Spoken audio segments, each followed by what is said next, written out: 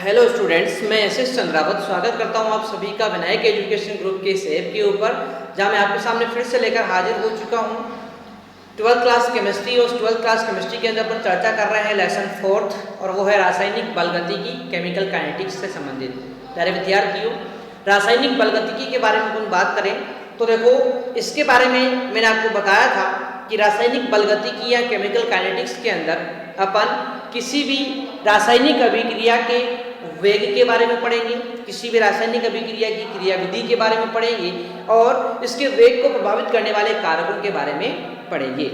ठीक है, तो इन सभी को बहुत विस्तार पूर्वक यहाँ पर अपन पढ़ने वाले हैं और उसी प्रक्रिया को आगे बढ़ाने के लिए मैं आपके लिए एक बहुत ही महत्वपूर्ण टॉपिक लेकर यहाँ पर उपस्थित हुआ हूँ, और वो है आपका अभिक्रिया का वेग। यानी कि किसी भी रासायनिक अभिक्रिया का वेग क्या होता है, उससे संबंधित महत्वपूर्ण बातें अपन को यहाँ पर ध्यान रखनी है और उन्हीं के बारे में अपन आज पर चर्चा करते हैं। ठीक है, तो शुरू करते हैं अपन आज का सेशन। कॉपी पेन लेकर बिल्कुल रेडी हो जाइए, शुरू करते हैं अपन सेशन को। देखिए, अभिक्रिया के वेग के बारे में बात करें तो देखो, किसी भी रासायनिक अभिक्रिया का जो वेग होता है ना, या किसी भी रासायनिक अभिक्रिया में वेग की अपन बात करें तो अभिक्रिया में क्रियाकारक को उत्पाद की सांद्रता में प्रति इकाई समय में होने वाले परिवर्तन को ही अभिक्रिया का वेग कहते हैं। यानी कि कोई भी रासायनिक अभिक्रिया जो होती है उसमें क्रियाकारक और उत्पाद, इन क्रियाकारक और उत्पाद की जो सांद्रता है, उस सांद्रता में प्रति इकाई समय में कितना परिवर्तन हुआ, वो कहलाता है अभिक्रिया का वेग। यानी कि इकाई समय में क्रियाकारक की सांद्रता कितनी बदली, इकाई समय में उत्पाद की सांद्रता में कितना परिवर्तन हुआ, वो क्या कहलाएगा, अभिक्रिया का वेग कहलाएगा। ठीक है ना। तो एक बहुत सिंपल सी परिभाषा मैंने आपको बता दी है कि किसी रासायनिक अभिक्रिया में क्रियाकारक व उत्पाद की सांद्रता में प्रति इकाई समय में होने वाले परिवर्तन को अभिक्रिया का वेग कहते हैं। ठीक है, यानी क्रियाकारक में कितना परिवर्तन हुआ या फिर उत्पाद की सांद्रता में कितना परिवर्तन हुआ, वही अभिक्रिया का वेग कहलाता है। अब बात करेंगे कि सर ये तो वेग की बात हो गई कि भाई किसी भी अभिक्रिया के अंदर क्रियाकारक की सांद्रता में इकाई समय में कितना परिवर्तन आया और उत्पाद की सांद्रता में इकाई समय में कितना परिवर्तन आया, ये हो गया अभिक्रिया का वेग हो गया।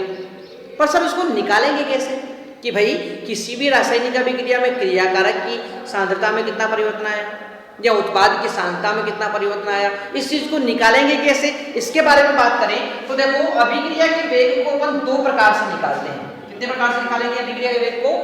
दो प्रकार से अपन यहाँ पर निकालते हैं। कैसे निकालेंगे तो मैंने आपको बता ही दिया है कि भाई अभिक्रिया का वेग होता क्या है, क्रियाकारक की सांद्रता में परिवर्तन की दर या फिर उत्पाद की सांद्रता में परिवर्तन की दर। तो दोनों में से किसी भी एक से निकाल सकते हैं, है ना।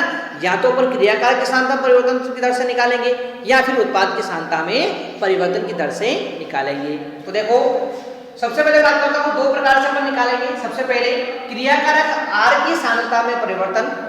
अब देखो, आपको पता होना चाहिए कोई भी अभिक्रिया जो होती है उसमें क्रियाकारक क्रिया करके उत्पाद बनाते हैं। ठीक है, एक चीज मैं आपको बता दूं यहाँ पर कि कोई भी अभिक्रिया जो होती है उसमें क्रियाकारक क्रिया करके क्या बनाते हैं, उत्पाद। जैसे कि यहाँ पर R क्रियाकारक है, ये क्रिया करके उत्पाद P का निर्माण कर रहे हैं। तो इस अभिक्रिया में हमेशा ये बात ध्यान रखोगे आप लोग कि धीरे धीरे जब अभिक्रिया आगे बढ़ेगी तो धीरे धीरे इस क्रियाकारक की सांद्रता धीरे धीरे क्या होती जाएगी, कम होती जाएगी, और उत्पाद की सांद्रता धीरे धीरे क्या होती जाएगी, बढ़ती जाएगी।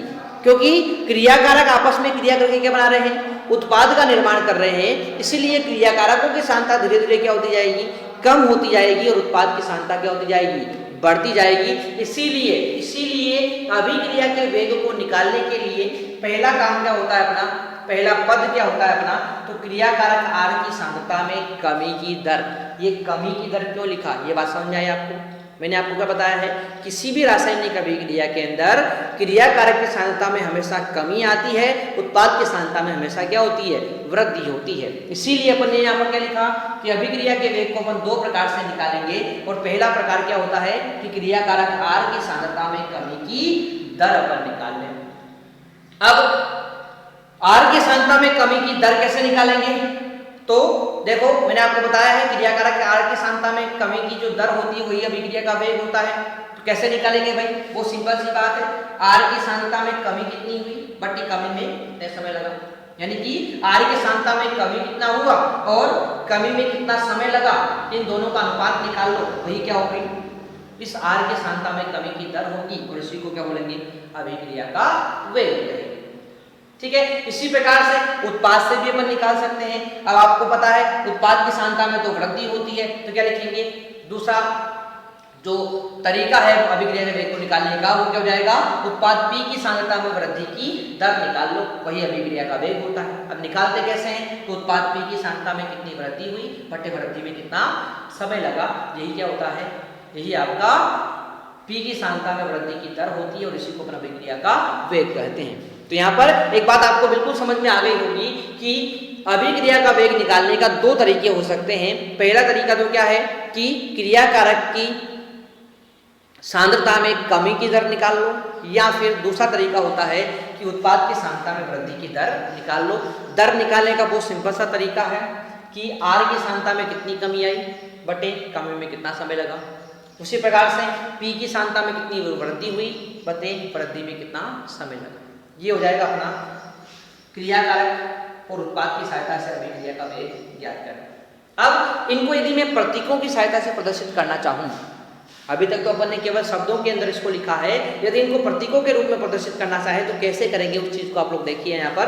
तो यदि R यानी कि क्रियाकारक और P अर्थात उत्पाद की सांद्रताओं को, यानी कि सांद्रताएं T1 समय पर, कौन से समय पर, T1 समय पर क्रमशः R1 व P1 हो, R1 व P1 हो, तथा इनकी सांद्रताएं T2 समय पर क्रमशः R2 व P2 हो, क्या हो, R2 व P2 हो, तो आपको पता है कि इसके बाद अपन इस चीज को आगे लिख रहे हैं कि समय में परिवर्तन कितना आया, तो उसको लेकर प्रदर्शित करते हैं डेल्टा T से। समय में परिवर्तन कितना आया कैसे निकालेंगे, अंतिम माइनस प्रारंभिक कर देंगे, तो अंतिम समय क्या है T2, प्रारंभिक क्या है T1, तो यहाँ पर समय में परिवर्तन कितना आया डेल्टा T बराबर T2 माइनस T1। उत्पाद की सांद्रता में परिवर्तन कितना आया, सॉरी क्रियाकारक की सांद्रता में परिवर्तन कितना आया, तो होता है डेल्टा R, तो R2 बाद में क्रियाकारक की सांद्रता, R1 प्रारंभिक क्रियाकारक की सांद्रता, तो यहाँ पर क्या हो जाएगा, सांद्रता में परिवर्तन कितना आया R2 माइनस R1, और उत्पाद की सांद्रता में परिवर्तन कितना आया, तो क्या निकालेंगे P2 माइनस P1, इस प्रकार से हम निकाल लेते हैं। अब अभिक्रिया का वेग आपको लिखना था, तो वही प्रतीकों के रूप में अपन लिखेंगे। प्रतीकों के रूप में कैसे लिखेंगे भाई, तो देखो अभिक्रिया का वेग अपन को लिखना था, क्रियाकारक की सांद्रता से भी लिख सकते हैं, उत्पाद की सांद्रता से भी लिख सकते हैं। अब बात करें अपन यहाँ पर, तो देखो क्रियाकारक की सांद्रता से लिखते हैं तो क्या लिखेंगे, क्रियाकारक की सांद्रता में कमी, कमी मतलब क्या लिखेंगे, परिवर्तन से लिखेंगे, और कमी में लगा समय। तो देखो R की सांद्रता में परिवर्तन कितना हुआ था, डेल्टा R अपन ने लिख दिया, ठीक है, कमी में कितना समय लगा डेल्टा T अपन ने लिख दिया, ठीक है। अब बात करें यहाँ पर कि जब क्रियाकारक से अभिक्रिया का वेग निकालना होता है, तो आपको पता है क्रियाकारक की सांद्रता में लगातार कमी होती है, इसीलिए यहाँ पर माइनस का चिन्ह लगाते हैं, ठीक है। तो यहाँ पर क्रियाकारक से अभिक्रिया का वेग निकालना होता है, तो उसका फॉर्मूला होता है माइनस डेल्टा R बटे डेल्टा T, यानी कि यहाँ पर क्या लगाना होगा आपको, माइनस आपको यहाँ पर लगाना होगा। और बात करें अपन यहाँ पर कि सर अभिक्रिया का वेग उत्पाद से निकालना हो तो फिर क्या करेंगे, तो भाई उत्पाद की मात्रा में तो क्या होती है, उत्पाद की सांद्रता में तो वृद्धि होती है, तो यहाँ पर क्या लिखेंगे, डेल्टा P बटे डेल्टा T लिखेंगे, परंतु यहाँ पर चिन्ह क्या लगेगा, प्लस का लगेगा। क्यों लगेगा, क्योंकि यहाँ पर वृद्धि हो रही है। तो क्रियाकारक की सांद्रता में कमी की दर की हम बात करते हैं, तो कमी होने के कारण यहाँ पर माइनस का चिन्ह लगाते हैं, माइनस डेल्टा R बटे डेल्टा T लिखते हैं, और यहाँ पर उत्पाद की सांद्रता में लगातार वृद्धि होती है, इसलिए किसका चिन्ह लगाते हैं, प्लस का चिन्ह लगाते हैं, delta P plus delta P बटे डेल्टा T। तो इस प्रकार से इन दो प्रक्रियाओं के माध्यम से अपन क्या कर सकते हैं, इनके माध्यम से अपन यहाँ पर अभिक्रिया का वेग ज्ञात कर सकते हैं। तो किसी भी अभिक्रिया का वेग ज्ञात करने के लिए मैंने आप लोगों को यहाँ पर दो प्रक्रियाएं बता दी है कि क्रियाकारक की सांद्रता में कमी की दर से निकाल सकते हो, उत्पाद की सांद्रता में वृद्धि की दर से निकाल सकते हो। इन दोनों के माध्यम से अपन क्या कर सकते हैं, अभिक्रिया का वेग ज्ञात कर सकते हैं। ठीक है, तो आशा करता हूँ आपको ये बात यहाँ पर बिल्कुल समझ में आ गई होगी। ठीक है, तो ये था अपना अभिक्रिया का वेग। Download app in Play Store. Vinayak Education Group. Online course and classes. RBSE 12th. Chemistry, Physics, Biology, Hindi and English. RBSE 10th.